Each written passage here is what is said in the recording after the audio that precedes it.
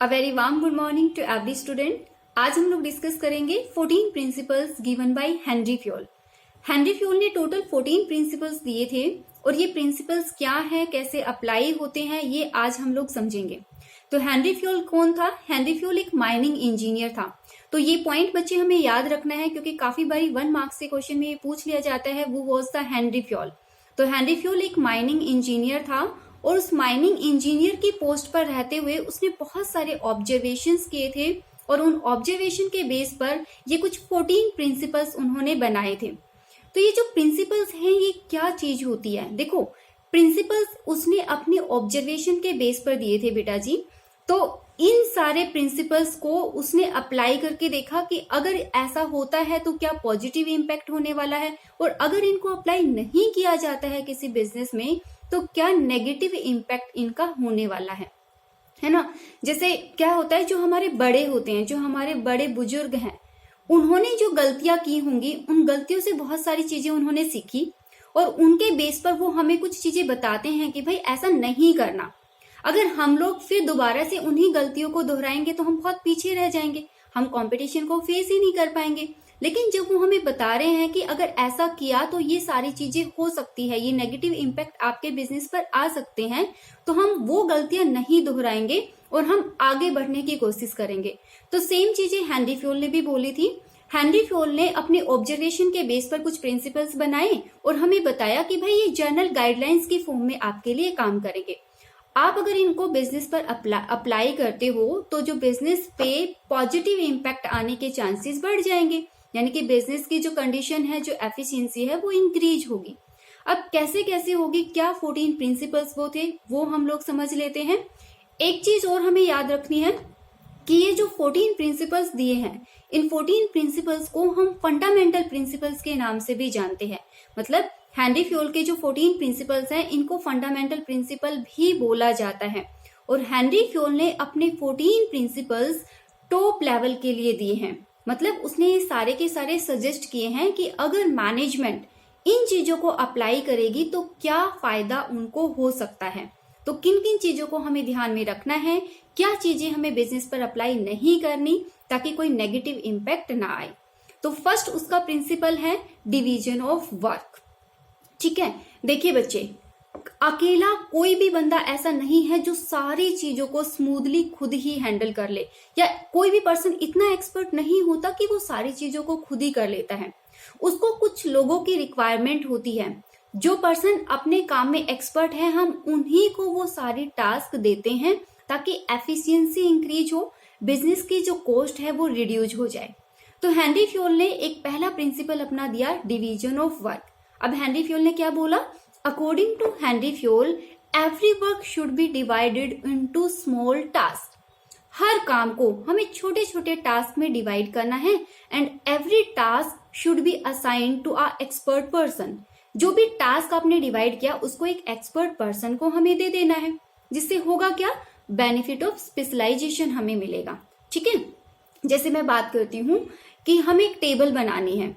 अब टेबल बनाने के लिए जो टेबल का जो काम होगा ना, बनाने की जो प्रोसेस होगी, उसको छोटे छोटे पार्ट्स में हमें डिवाइड करना है। जैसे वुडन का पार्ट कोई अलग पर्सन कर देगा, उस पे पेंटिंग का जो काम है, पेंट करने का काम है, वो कोई अलग पर्सन करेगा। उसमें जो आयरन वाला पार्ट होता है उसको कोई और पर्सन लेके आएगा।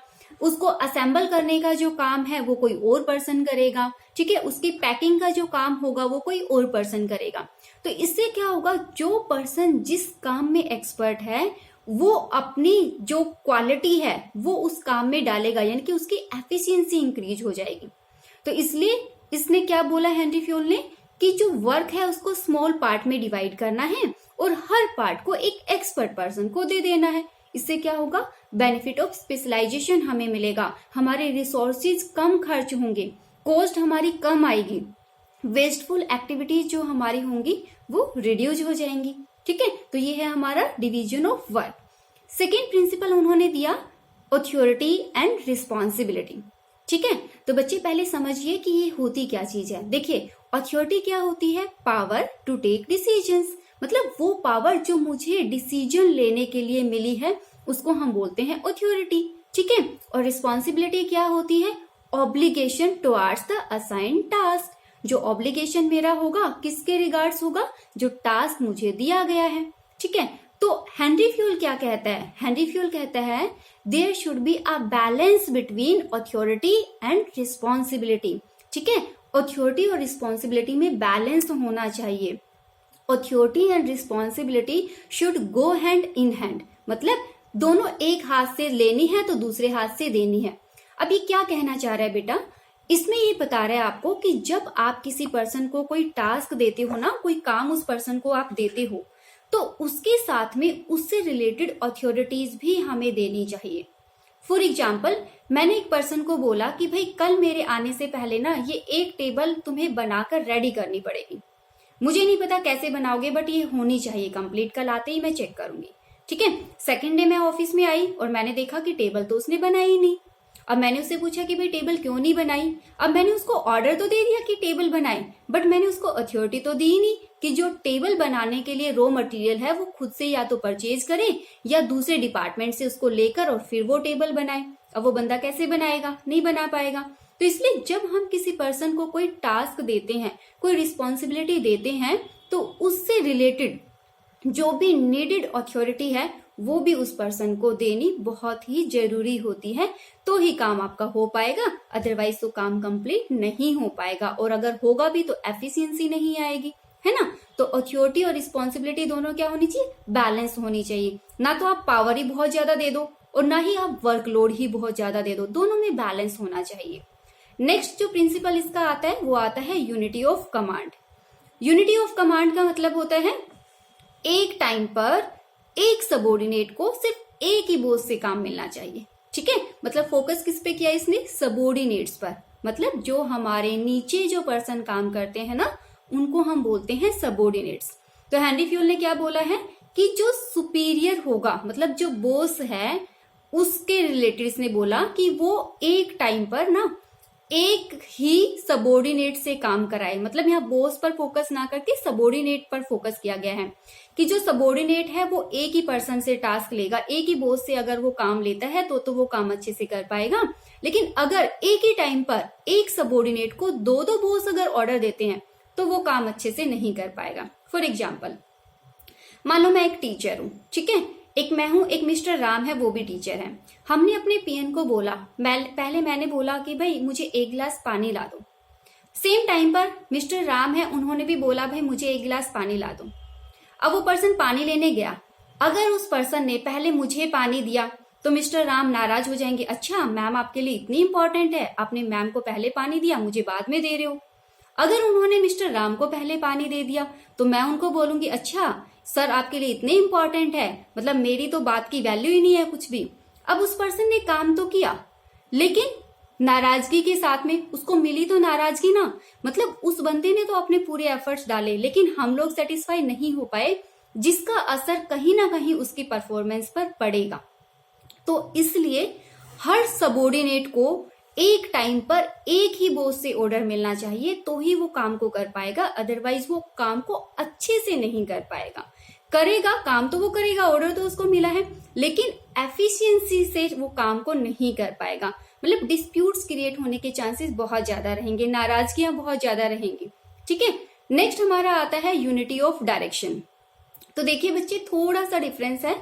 यूनिटी ऑफ डायरेक्शन में बॉस पर फोकस किया है, यूनिटी ऑफ कमांड में फोकस किया गया है सबोर्डिनेट्स पर। अब यूनिटी ऑफ डायरेक्शन क्या कहता है, there should be one head for one plan. एक प्लान के लिए बस एक ही हेड होना चाहिए। ठीक है, यानी कि अगर मेरी ऑर्गेनाइजेशन में डिवीजन है, जैसे मान लो मैं रबड़ बनाने का काम भी करती हूँ, मैं सीमेंट बनाने का काम भी करती हूँ, तो सीमेंट बनाने का जो डिवीजन होगा उसका अलग हेड होना चाहिए और जो रबड़ बनाने वाला जो डिवीजन है उसका अलग हेड होना चाहिए। मतलब पूरी टीम को जो कोऑर्डिनेट करेगा, जो पूरी टीम को जो कमांड करेगा वो एक ही बॉस होना चाहिए। अगर दो बॉस हो जाएंगे तो फिर वही प्रॉब्लम है, सारे पर्सन को कमांड अलग अलग पर्सन से मिलेगी, फिर रिएक्शन क्या होगा, रिएक्शन तो नेगेटिव ही होगा ना। तो इसलिए यूनिटी ऑफ डायरेक्शन कहता है there should be one head for one plan, मतलब एक प्लान के लिए एक ही हेड का होना जरूरी है, ज्यादा हेड होंगे तो डिस्प्यूट्स क्रिएट हो जाएंगे। ठीक है, नेक्स्ट हमारा आता है डिसिप्लिन। अब देखिए डिसिप्लिन क्या होता है, to obey the rule and regulations of the organisation. भाई ऑर्गेनाइजेशन ने जो भी रूल एंड रेगुलेशंस बनाए उनको ओबे करना, यही तो होता है डिसिप्लिन। ठीक है, अब हेनरी फ्यूल क्या कहता है बेटा कि एवरी ऑर्गेनाइजेशन शुड यूज और ओबे the rule and regulations made by the top level. Top level ने जो भी रूल एंड रेगुलेशंस बनाए हैं तो ऑर्गेनाइजेशन को वो फॉलो करना चाहिए। ऑर्गेनाइजेशन में कौन कौन होंगे, जो भी पर्संस काम करते होंगे। ठीक है, तो जो भी रूल एंड रेगुलेशंस है वो प्रॉपरली फॉलो किए जाने चाहिए, डिसिप्लिन होना चाहिए। भाई डिसिप्लिन नहीं होगा तो मजा नहीं आएगा काम करने में, डिसिप्लिन होगा तो एफिशिएंसी भी नजर आएगी, काम जल्दी भी हो जाएगा, गुडविल भी इंक्रीज होगी कंपनी की। तो डिसिप्लिन होना चाहिए। फिर नेक्स्ट प्रिंसिपल इसका आता है remuneration to employees. Remuneration to employees, remuneration to employees, employees को जो रेम्यूनरेशन जो सैलरी मिलेगी वो कैसी होनी चाहिए, फेयर रेम्यूनरेशन होनी चाहिए। फेयर का मतलब जो उसका लिविंग स्टैंडर्ड मेंटेन कर सके।